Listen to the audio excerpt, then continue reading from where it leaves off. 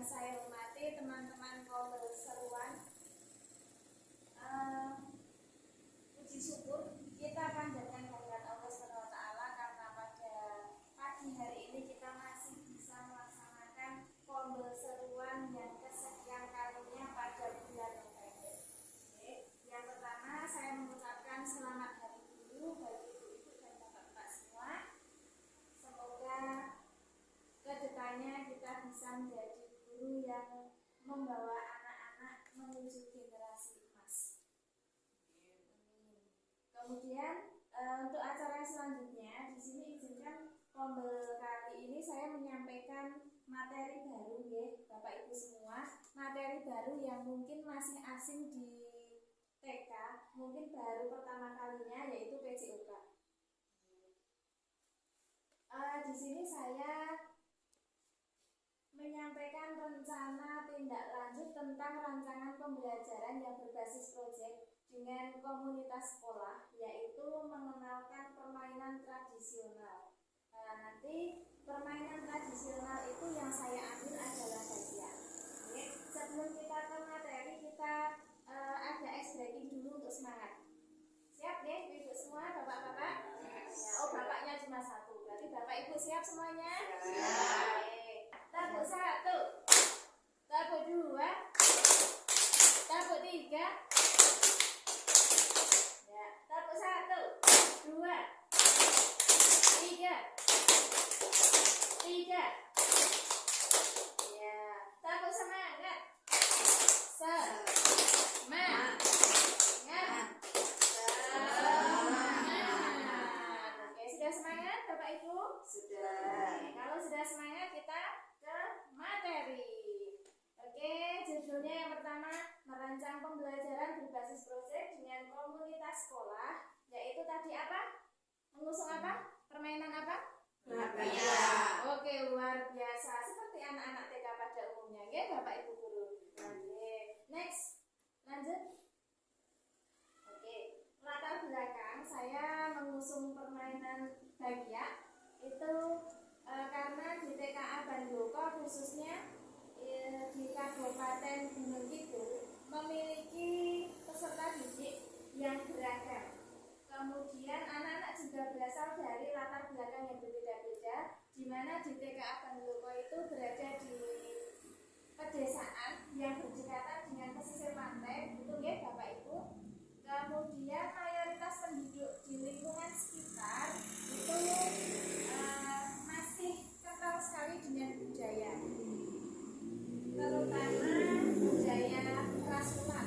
Akan tetapi seiring dengan perkembangan zaman, permainan tradisional seringkali kita lupakan karena tertutupnya oleh gadget yang sudah tidak asing lagi, bahkan di genggaman anak-anak kita yang seringkali mereka dengan asik, dengan santainya bermain gadget setiap saat, setiap waktu, hingga melupakan permainan tradisional. Maka dari itu kami selaku guru di TKA Bandoko khususnya dan di TK Tepus pada umumnya, mari kita memperkenalkan permainan tradisional kepada anak-anak kita. Next. Tujuannya, mengapa kita perlu mengenalkan permainan tradisional? Kira-kira tujuannya apa, Bapak Ibu? Ada yang bisa menjawab? Ada hadiahnya permen loh. Keseimbangan. Oke, 100, apa lagi? Anak. Oke, 100, apa lagi? Melatih keberanian anak. Oke, dijawab. Semuanya dapat nilai 100. Tepuk tangan bersama. Untuk bahagia ya Bapak Ibu, supaya kita bisa bahagia, sehingga otak kita juga akan sehat seperti anak-anak. Kalau tidak dilepas nanti tidak bisa menangkap materi. Oke, lanjut ya. Ini tujuannya melakukan permainan tradisional. Tadi jawaban ibu-ibu semua betul semua. Yang pertama untuk perkembangan fisik, di mana motorik kasar anak usia dini itu sangat penting untuk melatih koordinasi, keseimbangan, serta kekuatan otot kaki, terutama ya, karena yang kita bahas di sini adalah bagia. Yang kedua itu kelincahan. Permainan bakia itu mendorong anak untuk bergerak aktif, melatih motorik, kemudian juga meningkatkan kelincahan tubuh. Nah, karena bakia itu kan kalau kakinya yang diangkat itu kanan dulu, kiri dulu dengan berjumlah 2 anak gitu ya. Kemudian ada sosial, itu kerjasama yang sudah saya sampaikan di depan. Kerjasamanya, yuk kanan, kiri itu salah satunya kerjasama. Kemudian toleransi, ketika bermain bersama, anak-anak belajar untuk menghargai perbedaan. Kemudian juga menerima kekalahan dan bekerja sama dengan teman yang memiliki kemampuan yang berbeda juga. Kemudian ada nilai-nilai budayanya. Yang pertama untuk melestarikan budaya, karena dengan memperkenalkan permainan tradisional ya seperti bakia, itu anak-anak akan mulai tertarik, harapan kita mulai tertarik dengan permainan tradisional, sehingga mereka mengenal permainan tradisional, salah satunya dengan bakia, dan masih banyak lagi permainan yang lain yang mungkin besok suatu saat bisa kenalkan ya ibu-ibu semua ya. Kemudian pengalaman bermain yang berharga, dimana ketika kita bermain bersama dengan permainan tradisional, anak-anak akan merasa senang, antusias, sehingga permainan itu akan berkesan. Oke, lanjut Pak Agus. Di sini ada capaian, langkah-langkah, hasil yang diharapkan untuk setiap tujuan. Yang pertama tadi aspek fisik, di mana langkah-langkahnya anak berjalan menggunakan bakia itu secara bertahap dulu Bapak ya. Jadi kita melatih dulu, nantinya kita latih anak ketika menggunakan bakia seperti itu. Nanti pertama kita jalannya lambat dulu, pelan-pelan, terus agak cepat, terus ketika sudah lincah ya agak cepat kita latih dulu kan, semangat seperti itu motivasi. Dengan tujuannya tuh anak memiliki kekuatan otot kaki, kemudian keseimbangan yang stabil, kemudian koordinasi tubuh dan kelincahan yang meningkatkan aspek kognitif juga. Nantinya itu juga berpengaruh dengan aspek kognitif ya. Kemudian untuk aspek sosial emosional, di sini anak-anak itu akan secara tidak langsung mereka berinteraksi dan bekerja sama sesama teman. Ya enggak Ibu Bapak? Ya, jadi ketika mereka bermain bakia, ini ya, maaf ya gambarnya. Mereka akan berpegangan. Ayo kita melangkah dulu, misalnya yang kanan dulu, oke yang kiri dulu. Nah, itu pasti mereka akan bersosialisasi, berinteraksi dan bekerja sama. Ya, tujuannya tuh anak memiliki kemampuan kerjasama yang baik, muncul rasa percaya diri, kemudian mampu berinteraksi dengan teman secara positif. Itu untuk nilai sosial emosional. Lalu untuk nilai budayanya, kita memperkenalkan kepada anak tentang permainan tradisional. Oke, memperkenalkan permainan tradisional tujuannya apa? Supaya apa? Anak memiliki rasa bangga terhadap permainan tradisional yang ada di Indonesia. Ya. Kasih semangat Bapak Ibu. Semangat. Adakah yang mengantuk? Ya. Oh, ada. Yes. Coba tangannya. Tangan diputar-putar, bertepuk tangan. Tangan diputar-putar, peganglah bahu. Punya teman. Ayo. Sekarang ya, ulangi ya. Tangan diputar-putar, bertepuk tangan. Tangan diputar-putar, peganglah bahu. Tangan diputar-putar. Apa? Bertepuk tangan. Oke, coba. Tepuk 1. Nah, tepuk 2. Ya, senyum kanan, senyum kiri, kedipkan mata. ting ting ya. Oke, masih semangat? Biar kita nggak ngantuk nih Bapak Ibu. Ya lanjut, Pak Agus.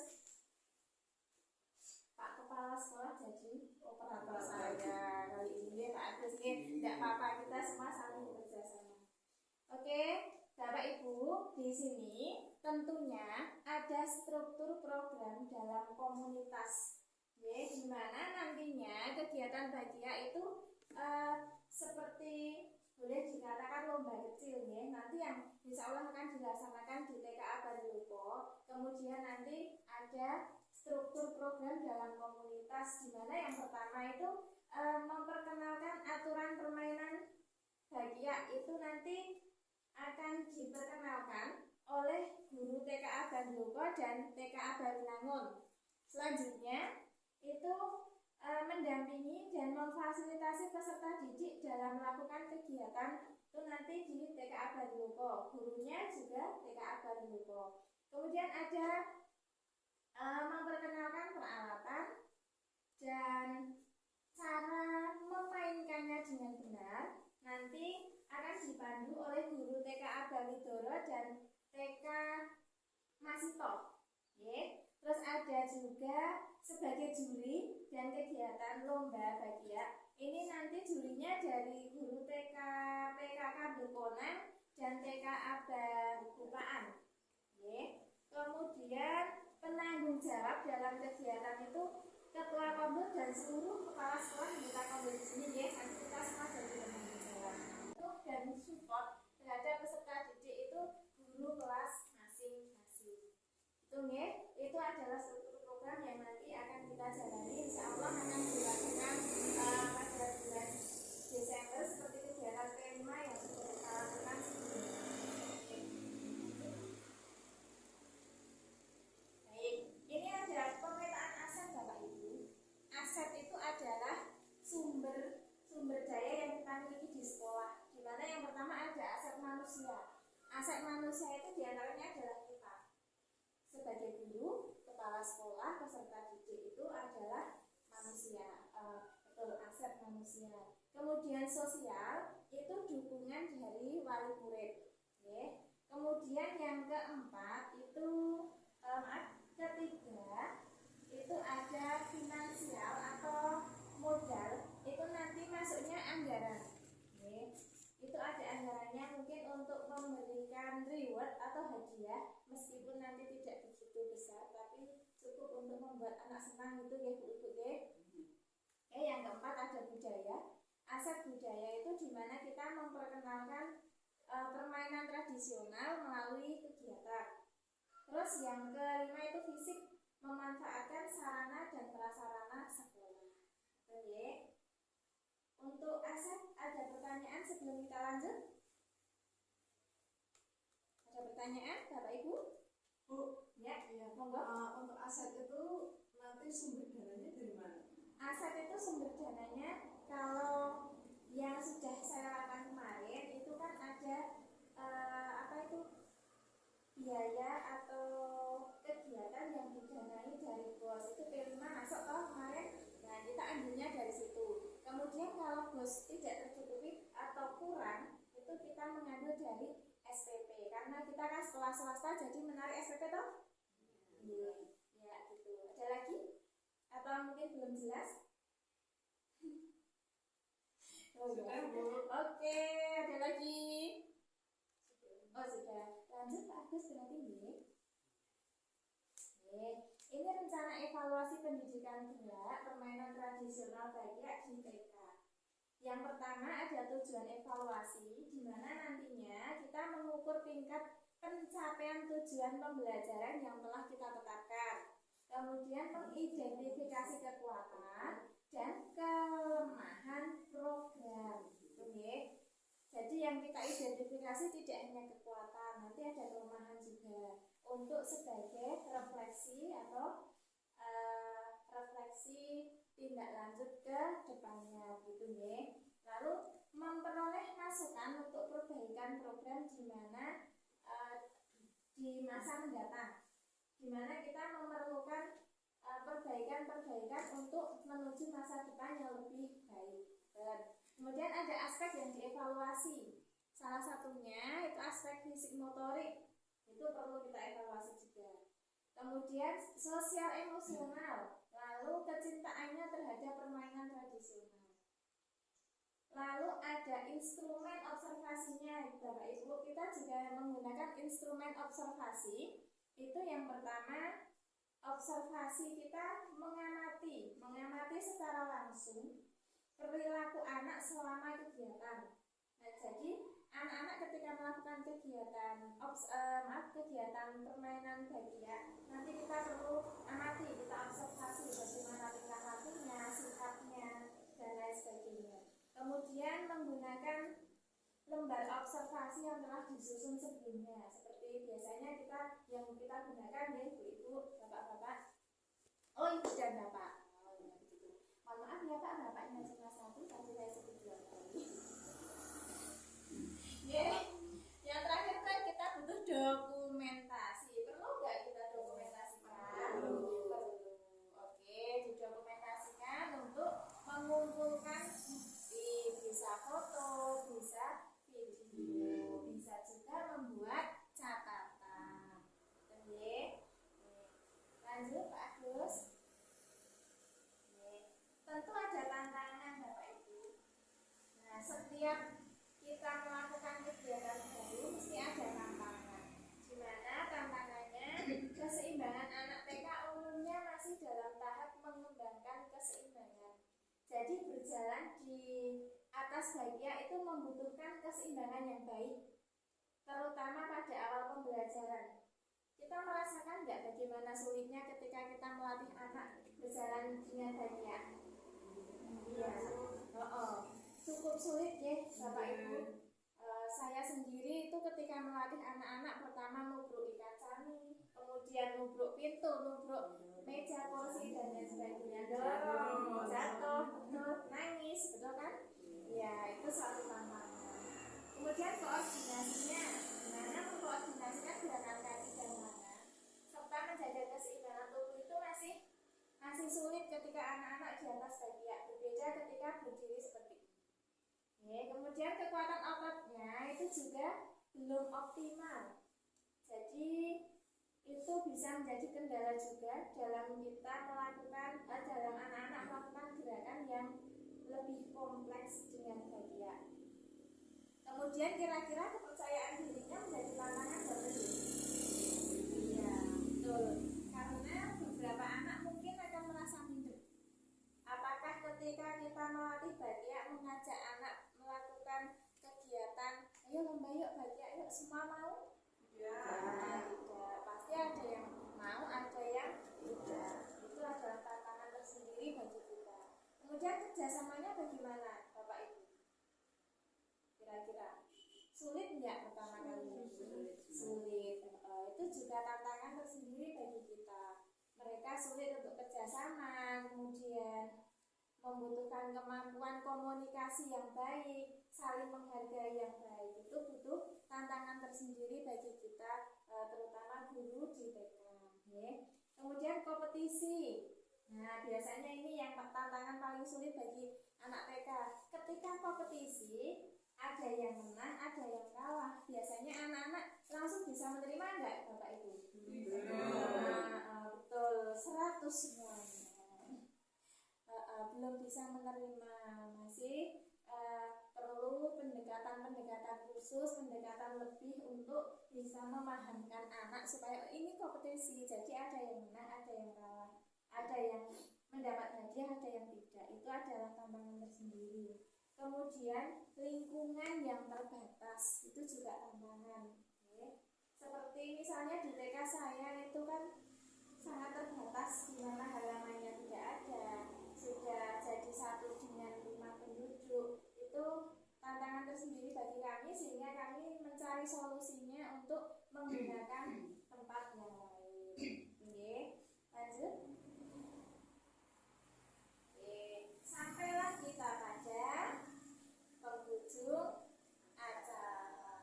Terima kasih Bapak Ibu semua. Itu tadi program yang sudah saya rancang, program proyek yang sudah saya rancang, yaitu mengenal permainan tradisional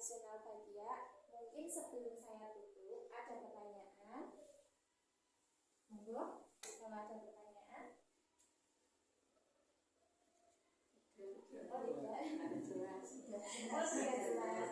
Perasaannya bagaimana? Bahagia. Oh iya, bahagia atas ilmunya hari ini. Baru atau sudah baru ada gambaran? Ada, luar biasa berarti